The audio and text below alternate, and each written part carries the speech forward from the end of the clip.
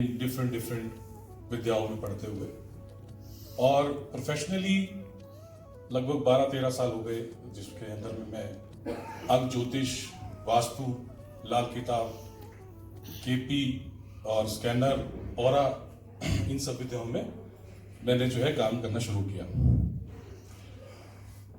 ग्रंथों के अंदर में या जो भी बुक्स मैंने पढ़ी वो ठीक है, लेकिन पर्सनल एक्सपीरियंसेस और पर्सनल जो होती हैं चीजें वो सबके लिए अलग अलग डिफरेंट होती हैं, है ना।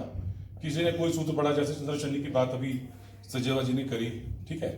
उनके केस में उन्होंने जैसा उसको देखा, क्योंकि अगर कोई वस्तु सामने पड़ी है, इस एंगल से इनको कुछ दिखेगी, उस एंगल से उनको कुछ दिखेगी, है ना। तो चंद्र शनि छोटी सी बात है, मतलब उनका अपना वक्तव्य था, लेकिन मैंने भी देखा कि वो विषयोग है, तो मेरे लिए शायद काम किया होगा, तो मुझे विषयोग लगा है ना। चंद्र शनि के अंदर में मैंने देखा है माता पीड़ित होती है या माता से पीड़ा मिलती है। कितने लोग सहमत होंगे वो आप देखें। मैंने लाल किताब क्या बात करती है, हाउस ऑफ ऑक्यूपेंट पे बात करती है, ठीक है। अब ये हॉल चाहे इस होटल का है, लेकिन बैठे तो हम सारे हैं ना। आज के मालिक कौन है इस वक्त के? हम लोग हैं। तो हमारी एक्टिविटी काम कर रही है। तो लाल किताब सीधी सीधी बात करती है कि भैया इस घर में ये प्लैनेट बैठा तो ये रिजल्ट आएगा, ठीक है। वही बात वास्तु की। वास्तु मैंने जब पहला पढ़ा तो 8 दिशाओं पे था, अरविंद सूची से मैंने ऐसी थी जैसे वो बात हो रही थी घर की ऊर्जा की, ठीक है। आज जो 80% केसेस जो हमारे पास में हैं वास्तु के, जो पीड़ा में है, वो घर की ऊर्जा से रिलेटेड ही है, ठीक है। फिजिकली अगर वास्तु किसी का खराब है, मान लो किसी का नॉर्थ ईस्ट में टॉयलेट है, कितने लोग हैं जो नॉर्थ ईस्ट के टॉयलेट वाले सारे के सारे पीड़ा में हैं? क्या लगता है आपको ऐसा? या तो उनका दशा जब आती है, जब बृहस्पति की राहु के साथ कहीं ना कहीं योग हो रहा होगा, तब वो उसको नॉर्थ ईस्ट का टॉयलेट पीड़ा में देगा, ठीक है। ठीक है, ऊर्जा डिस्टर्ब होती है, क्यों? क्योंकि नॉर्थ ईस्ट जो है उद्गम है, घर के अंदर में सुख समृद्धि के आने का मार्ग है, ठीक। गंगा वहां से चलती है थ्रू सेंटर, साउथ वेस्ट तक चलती है, पहुंचती है। साउथ वेस्ट रिटेनिंग जोन है, यहां से गंगा आएगी, वहां उसको आके बसना है। तो जिस भी व्यक्ति के यहाँ पे साउथ वेस्ट में प्रॉब्लम होगी या नॉर्थ ईस्ट में प्रॉब्लम होगी या सेंटर मान लो खराब होगा, तो आप जितना मर्जी वास्तु कर लो, नहीं होगा। अगर आपने ये 3 पॉइंट अगर आपने सेट कर दिए ना, नॉर्थ ईस्ट क्लियर है, उसका सेंटर ओके है और साउथ वेस्ट के अंदर में ठीक है, तो समझ लो कि 50-60-70% काम हो गया। चलिए, उसके बाद भी फिर कई लोगों को रिजल्ट नहीं मिलते थे, क्योंकि ये तो फिजिकल वास्तु की बात है कि चलो जी रूम यहाँ, ये यहाँ, वो यहाँ, ठीक है। मेजरली अगर वास्तु के अंदर में अगर कोई फिजिकली कोई प्रॉब्लम आती है तो वो किससे आती है? ज्यादातर टॉयलेट से, सीढ़ियों से और किचन से। बेडरूम का बहुत ज्यादा अंतर नहीं है, इधर है या उधर, उतना ज्यादा अंतर नहीं है। फिर से प्रैक्टिस का रुख ही मुड़ गया, चाहे बात करूं कुंडली की, चाहे बात करूं वास्तु की।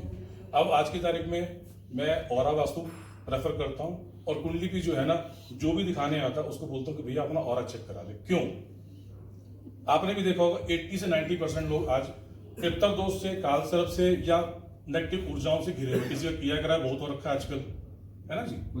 और PY जिसको बोल देते हैं प्रेत बाधा, भूत बाधा जो कहते हैं, वो भी बहुत है। जैसे कोई घर के अंदर में ज्वाइंट डेथ हो गई थी, है ना, 14, 15, 20 साल का कोई व्यक्ति चला गया, वो पितर भी है लेकिन वो प्रेत बन गया।